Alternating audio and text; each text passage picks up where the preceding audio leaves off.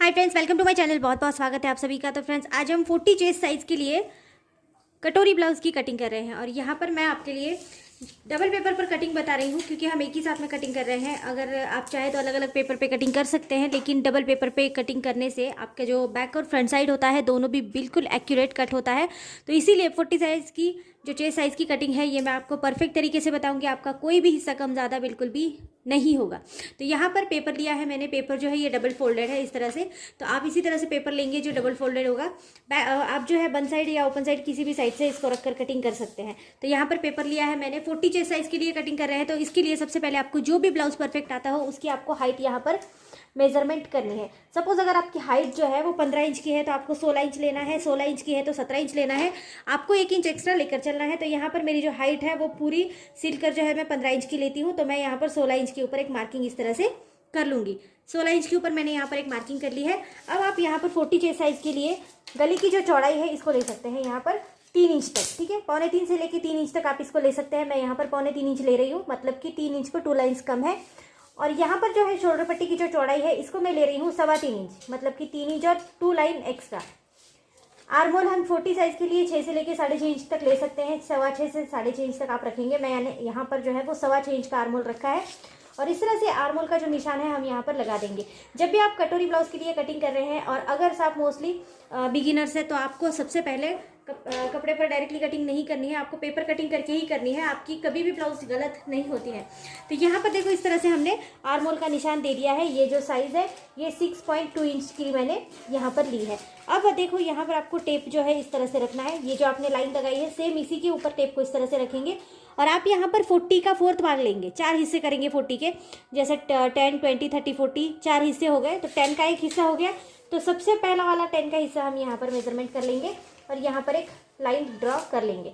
अब यहाँ पर एक्स्ट्रा मार्जिन आप अपने हिसाब से रख सकते हैं। 1 इंच, 1.5 इंच या 2 इंच तक मार्जिन आप इसमें रख सकते हैं। 2 इंच से ज़्यादा मार्जिन रखने की जरूरत नहीं पड़ती है।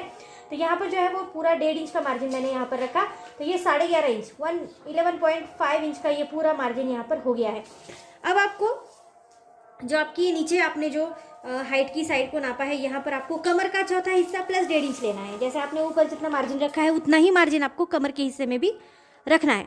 तो अगर आपको याद ना रहे तो देखो ऊपर जैसे मैंने 11.5 इंच के लिए लिया है तो नीचे मैं 1 इंच कम करके लेती हूँ 10.5 इंच, क्योंकि हमारा कमर का जो हिस्सा है ना ये कम होता है। तो इसीलिए मैं यहाँ पर ले रही हूँ 10.5 इंच। 10.5 इंच के ऊपर इस तरह से मैंने मार्क लगा दिया। अब आपको ये जो मार्क है इस तरह से जोड़ देना है।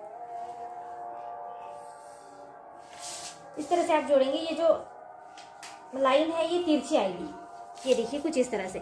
अब यहाँ पर आपको बैक साइड का आर्मोल, फ्रंट साइड का आर्मोल दोनों को भी यहाँ पर मेजरमेंट लेना है, क्योंकि हमने दोनों भी पार्ट जो है एक ही पेपर के ऊपर हम ड्रॉ कर रहे हैं। तो बैक साइड का जो आर्मोल था उसको मैं लूँगी 1.5 इंच का अंदर लूँगी। ये देखिए यहाँ पर 1.5 इंच को लेंगे इस तरह से। और जो फ्रंट साइड का है उसको 1 इंच के लिए अंदर रखेंगे। तो यहाँ पर 2 निशान है। ये हमारा फ्रंट साइड का आर्मोल है, ये हमारा बैक साइड का आर्मोल है। अब आपको पेपर को इस तरह से घुमा कर लेना है और यहाँ पर आप देंगे आर्मोल का निशान इस तरह से गोलाई में देंगे। और ये हमारा सेकंड वाला आर्मोल है जो हमारी फ्रंट साइड का आर्मोल है। ठीक है, तो इस तरह से हमने यहाँ पर 2 निशान लगा दिए हैं। अब आपको यहाँ पर फ्रंट साइड के लिए मार्किंग करनी है। तो जहाँ पर आपने गले की चौड़ाई दी है वहाँ से आप नीचे मेजरमेंट लेंगे। आपका गला जितना भी होगा आप देखेंगे, पहले आपका जो भी परफेक्ट आने वाला ब्लाउज है उसके ऊपर आपको गले की मेजरमेंट लेनी है। इसमें बढ़ाना घटाना कुछ भी नहीं है।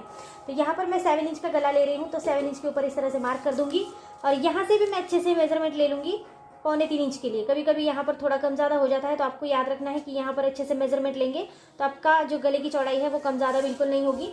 और यहाँ से आपको इसको इस तरह से स्क्वायर बनाना है। इसके बाद आप इस तरह से टेप रखेंगे। 1 इंच अंदर नापते हुए आपको यहाँ पर गोलाई का निशान लगाना है। देखो यहाँ पर आप कोई भी निशान लगा सकते हैं, जैसे आपको पंचकोनी गला बनाना है, पान गला बनाना है, जो भी आप जैसा भी पसंद करें आप यहाँ पर बना सकते हैं।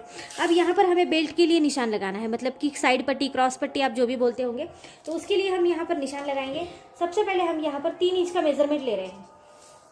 3 इंच का यहाँ पर मैंने मेजरमेंट लिया है और दूसरी साइड में जो है मैं 4 इंच का मेजरमेंट ले रही हूँ। तो यहाँ पर मैंने लिया 4 इंच का मेजरमेंट। ये 4 इंच का मेजरमेंट मैंने यहाँ पर ले लिया है। अब आपको इसको तिरछा जोड़ना है। देखो कुछ इस तरह से आपको गोलाई देते हुए ये जो साइड है इसको यहाँ से इस तरह से जोड़ देना है। ठीक है, तो ये हमारा बेल्ट का यहाँ पर निशान लगकर बिल्कुल रेडी है। इसको थोड़ा सा कर्व देते हुए आप जोड़ेंगे, आपका बेल्ट का निशान परफेक्टली यहाँ पर लग जाएगा। अब इम्पॉर्टेंट पॉइंट है कि आपको इस 4 जो आपने 4 इंच का निशान लगाया ना, यहाँ से इस तरह से गिनेंगे और आप यहाँ पर इसको 4.5 इंच के ऊपर एक निशान लगाएंगे। ये देखिए यहाँ पर, ठीक है। और ये हमारा बिल्कुल वो जो बीच का टक्स होता है ना, वो वाला टक्स यहाँ पर बन जाता है, ठीक है। तो यहाँ पर इसको लाइन लगा कर रखेंगे। आप जब भी कटोरी को बाहर जो है अलग से बढ़ाएंगे तब भी आप इसको आसानी से लगा देंगे। तो यहाँ पर आप कटोरी का जो निशान है इसको लगाएंगे। तो यहाँ पर मैंने 4.5 इंच का निशान लिया है और इसको हम आगे एक्सपेंड करेंगे इस तरह से। आप जब भी 40 या 42 साइज़ के लिए कटोरी बना रहे हैं तो आपको 6 से लेके 6.25 तक आपको कटोरी लेनी है। आप इससे ज़्यादा नहीं लेंगे, बहुत ज़्यादा लूज़ हो जाएगी। अगर 42 से आगे निशान बढ़ता है तो फिर 2 लाइन्स एक्स्ट्रा बढ़ जाते हैं। जैसे अगर 42 साइज़ के लिए बना रहे हैं तो 6.25 इंच, फिर इसके बाद 44 साइज़ के लिए बना रहे हैं तो 6.5 इंच की कटोरी। इससे ज़्यादा भी कटोरी बड़ी नहीं आती है। तो यहाँ पर मैं 6.25 इंच के लिए या फिर 6 इंच के लिए कटोरी यहाँ पर मेजरमेंट लेती हूँ। 6 इंच का सफिशियंट होता है 40 साइज़ के लिए। 6 इंच के ऊपर मैंने इस तरह से निशान आपको लगा दिया। यहाँ पर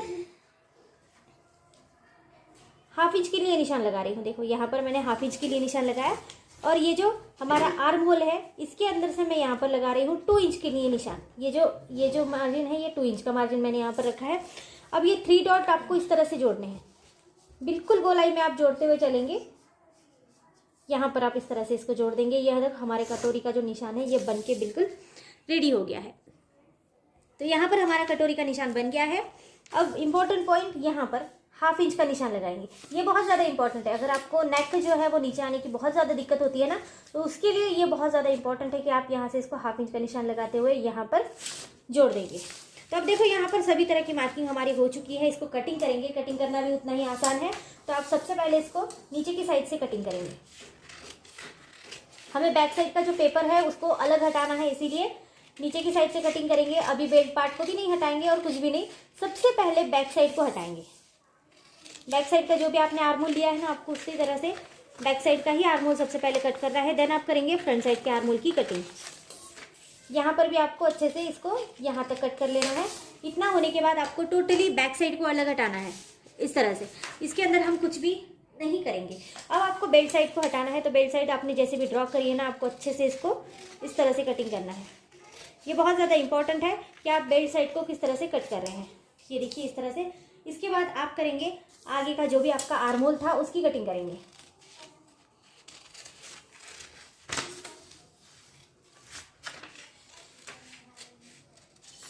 इसके बाद आप करेंगे जो भी आपका आगे का गला होगा, आपने जो भी शेप में इसको बनाया होगा आप सेम शेप देकर इसको कट करेंगे।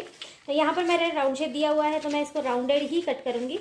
राउंड शेप जो है वो नॉर्मल ब्लाउज में बहुत अच्छा लगता है, तो इसीलिए मैं राउंड शेप प्रेफर करती हूँ। अगर आपको कोई शेप अलग पसंद हो तो आप वो भी इसमें दे सकते हैं। अब यहाँ पर देखो ये हमारी कटोरी है, इसको भी मैं यहाँ पर इसको इस तरह से कट कर देती हूँ। तो देखो इस तरह से हमारी ये कटिंग यहाँ पर हो गई है। अब कटोरी जो है अलग पेपर के ऊपर बढ़ाई जाती है। आप किसी भी साइज़ के लिए कटोरी बना रहे हैं तो यहाँ पर ये साइड में रखेंगे और एक मैं एक्स्ट्रा पेपर ले लेती हूँ। तो इस तरह से मैंने एक एक्स्ट्रा पेपर ले लिया। अब ये कटोरी जो है हम इस तरह से इसको फोल्ड करेंगे। इसका सेंटर पॉइंट लेना ज़रूरी है, तो सेंटर को आप याद रखेंगे। इस तरह से सेंटर पॉइंट ले लेंगे। इसके बाद आप कटोरी को इस तरह से रख के चाहे तो आप किसी पिन से इसको स्टिक कर सकते हैं, लगा सकते हैं, या फिर आप इसको आउटलाइन दे सकते हैं। ये भी एक बहुत अच्छा तरीका है कि आप कटोरी को अच्छे से आगे बढ़ा पाएंगे। तो यहाँ पर मैं इस तरह से इसको रखती हूँ, पेपर को अच्छे से एडजस्ट करके रख रही हूँ।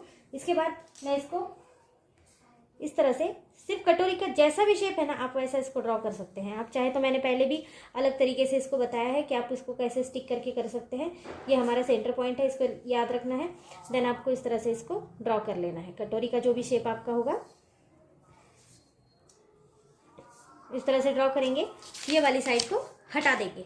अब आपको यहाँ पर इसको 3 डॉट से बढ़ाना है। देखो ये वाला एक डॉट है, ये वाला एक डॉट है और ये वाला एक डॉट है। यहाँ से हम 1/2 इंच के लिए एक्स्ट्रा रखेंगे। ये आप अंदाजे से भी रख सकते हैं, हाफ इंच के लिए। और जहाँ पर आपने इसको बढ़ाना है तो 1.5 इंच के लिए, 1.5 इंच के लिए हम इसको आगे बढ़ाएंगे। देखो इस तरह से नीचे की साइड 1.5 इंच के लिए बढ़ाएंगे, कॉर्नर साइड 1.5 इंच के लिए बढ़ाएंगे। इस तरह से आप बढ़ाएंगे। इसके बाद आपको ये तीनों भी पॉइंट जो है वो अच्छे से जोड़ लेने हैं। तो इस तरह से आप इस वाले पॉइंट को जोड़ेंगे और यहाँ पर हमने 1/2 इंच के लिए बढ़ाया है, तो वो जो मार्जिन था उसको भी साथ रखेंगे इस तरह से। ये वाला पॉइंट भी इस वाले पॉइंट तक बढ़ाएंगे आगे। अब ये वाला जो पॉइंट है यहाँ पर आपको जोड़ना है, इसको आपको बिल्कुल गोलाई में जोड़ना है। जैसे आपने पहले कटोरी को गोलाई दी थी ना, सेम वही तरीके से आप इसको गोलाई देते हुए यहाँ पर जोड़ देंगे। ये देखिए कुछ इस तरह से। तो आपकी कटोरी जो है बिल्कुल परफेक्ट तरीके से यहाँ पर बढ़ चुकी है। हमने जो बढ़ाई है वो है 40 इंच साइज के लिए। किसी भी साइज के लिए सेम ही प्रोसीजर होने वाला है। ये कटोरी ब्लाउज की मैंने आपको आज कटिंग बताई है। अब आप इसको एज इट इज कट करेंगे। जैसे भी आपने इसको ड्रॉ किया है ना, ऐसे ही आप इसको कट करेंगे। कट करते वक्त आपको ख्याल रखना है कि आपने जैसा भी इसको शेप दिया है अच्छे से कट करेंगे, तो आपको जोड़ने में बिल्कुल भी दिक्कत नहीं होती है। अगर शेप यहाँ वहाँ हो जाता है तो जोड़ने में बहुत ज़्यादा दिक्कत हो जाती है और उसका शेप भी जो है ब्लाउज में अच्छा नहीं दिखता। तो इसीलिए आप इसको इस तरह से कट कर लेंगे। ये देखो इस तरह से हमने कट कर लिया। तो अब यहाँ पर हमारी जो है वो बैक साइड रेडी है। हमारी फ्रंट साइड भी अच्छे से यहाँ पर बन चुकी है। और जो स्लीव्स है इसकी कटिंग आप मेरे वीडियोस में देख सकते हैं। मैंने वहाँ पर हर साइज़ के लिए आपको स्लीव्स बताई है। तो आपकी कोई भी पर्टिकुलर साइज़ होगी तो वहाँ पर आपको स्लीव्स की जो है वो कटिंग मिल जाएगी। तो आप वहाँ पर देखकर इसको स्लीव्स जो है वो कट कर सकते हैं। मैंने अलग अलग पैटर्न्स में भी आपको अवेलेबल करवाया है। जो ईजीएस्ट पैटर्न होते हैं वो भी मैंने वहाँ पर अवेलेबल करवाए हैं। तो आप ज़रूर देखिएगा। और आज की वीडियो अगर आपको अच्छी लगती है तो चैनल को लाइक कीजिए, शेयर कीजिए, सब्सक्राइब कीजिए, सपोर्ट ज़रूर कर देना और अगली वीडियोज़ को ज़रूर देखना। So thank you so much video को पूरा देखने के लिए। Thank you friends.